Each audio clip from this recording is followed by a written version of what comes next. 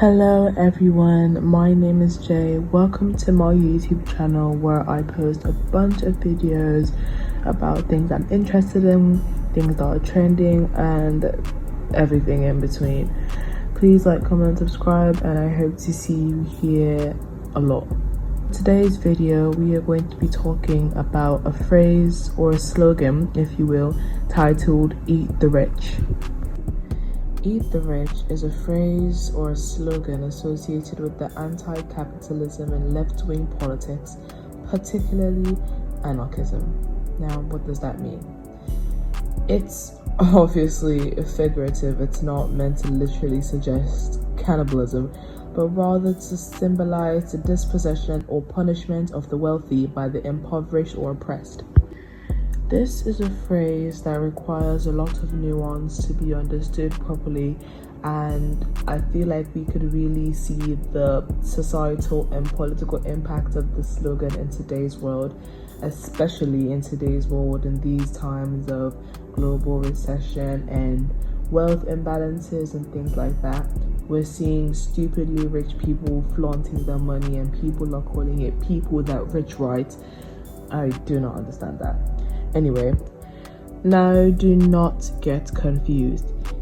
The slogan "Eat the Rich" does not mean that we should be actively going against all rich people. No, this slogan is only directed at the rich who build their wealth at the expense of everyone else. For example, really exploitive CEOs and founders of really big companies that exploit their surface level workers, the working class. Now that is out of the way, let's get into the video.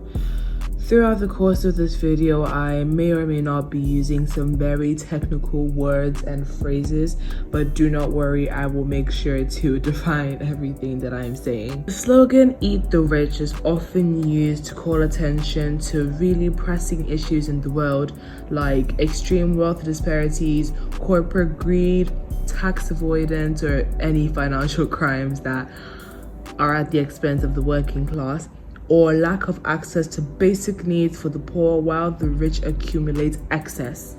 Now, do not get me wrong, I am fully aware that economic imbalances have been existent since the beginning of time, but in today's world of social media and the internet, we are now able to see for ourselves, to see and hear people who have never had to worry about money a day in their lives, people that are constantly participating in covert displays of their wealth, people that are just all round financially insensitive. And while that is a privilege, it is truly a privilege that some of us would wish to have. It's not exactly something that you should be showing on the internet, flaunting your wealth, not even just because of insecurity and safety issues, but just general sensitivity, especially in these times of global recession and inflation of prices, falling economies, and so many other economic imbalances that would mess with people's ability to buy basic amenities or people's basic ability to even survive. In this modern day world that we live in, you have to pay to survive. I'm not even saying that in a figurative way, like you pay for water, you pay for food, you pay for shelter. Like there's literally nothing you can do without money. Money is the foundation of everything these days. Now let's use a case study of a billionaire entrepreneur that specializes in fashion. Let's look at Zara, for example. Zara is a multi-million-dollar fashion company, but their clothes are produced dirtily. By dirtily, I do not mean they are literally selling dirty fabric. I do not mean that.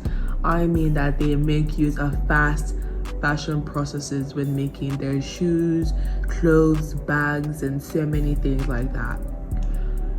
People are often so quick to cancel fast fashion brands like Shein and Temu without even realizing that their favorite brands like Zara and H&M are probably being produced by those same factories.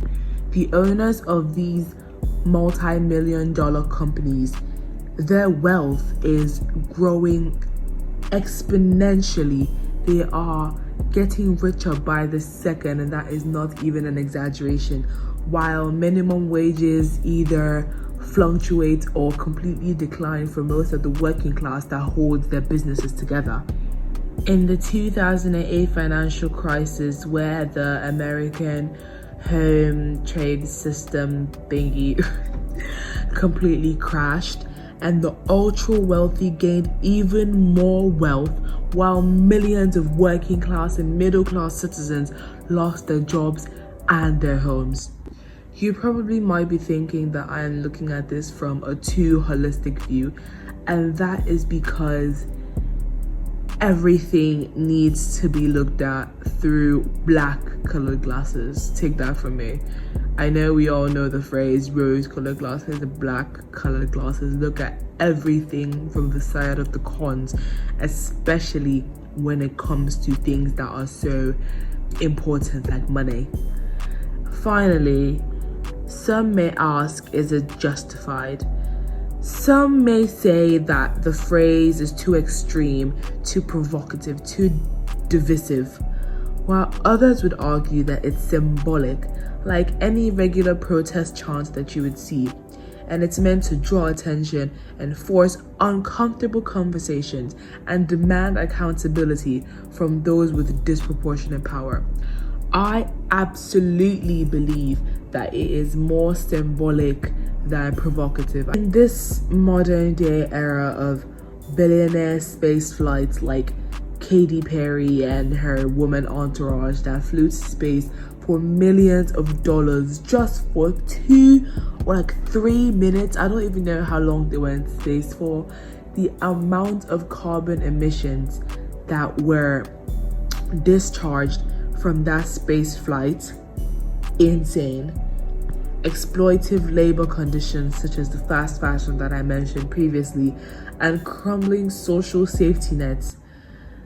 I argue that the phrase eat the rich has gained renewed relevance. As I wrap up this video, I invite you to form your own opinion on this. This is simply my opinion, my view. Thank you so much for watching to the end of this video. Make sure to like, comment, subscribe, share with your friends, all that stuff. And I'll see you in the next video. Deuces.